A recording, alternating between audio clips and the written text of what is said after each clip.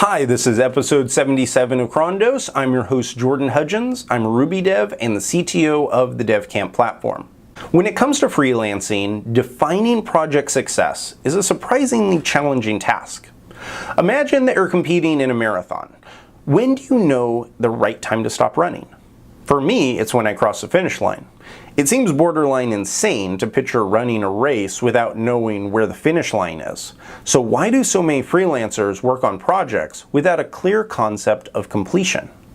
If you don't establish mutually agreed upon project completion criteria with a client, you may find yourself subject to scope creep. Scope creep in a project is when a client asks for changes in the application that exceed the original set of features. Many times, the client doesn't do this on purpose. A normal progression is for the client to see the development process and then they realize that they forgot a key feature. There are a number of times when the right thing to do is to incorporate the feature they're asking for. I can think of examples where the client hadn't listed a specific feature, but the feature was truly necessary and required simply by pure common sense. Recently, I headed up the development of an iOS project where the client didn't specify that push notifications needed to be directed to a specific post. They asked for push notifications and they asked for posts, but they didn't really say when the user clicks on this push notification, I want the app to open up and go to a specific post. It just opened up the app. After the application was completed, the client was frustrated because the system didn't have dynamic and clickable push notifications. I could have pointed to the fact that they never asked for this feature, and it did take more work to implement. However, in my mind, the behavior was a common sense kind of feature, so I added it for no extra cost to the client. Scope creep is rarely that easy though. You'll discover that typically clients will come up with new ideas and then try to get you to implement them for free. If you haven't established a clear definition for project success, you'll end up with an angry client who thinks that you're trying to overcharge him.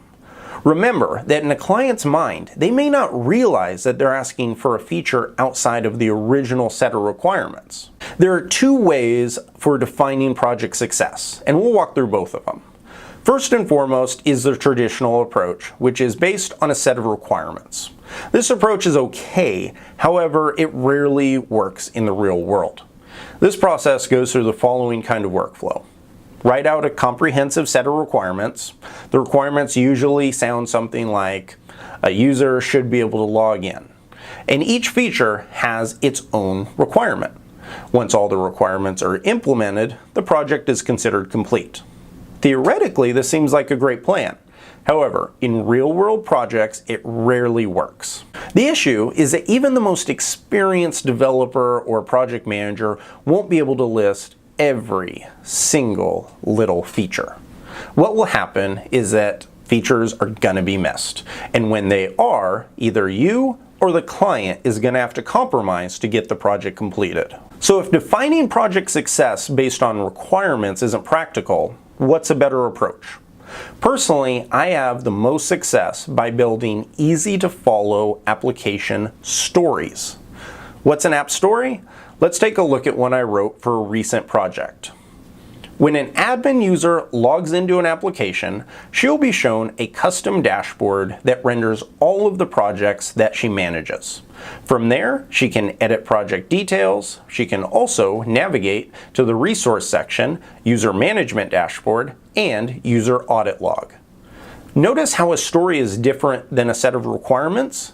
When clients are presented with stories, it's easier for them to visualize the final project. This leads them to supplying you with the full set of required behavior in the beginning instead of at the end.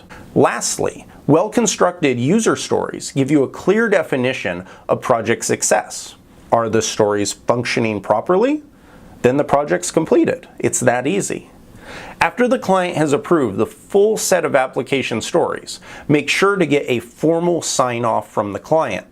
Typically, this means having them sign a document that contains all of the stories.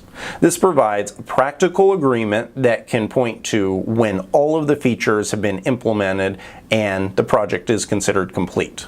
I hope that this has been a helpful guide for defining project success as a freelancer and that you can use this approach on your next project.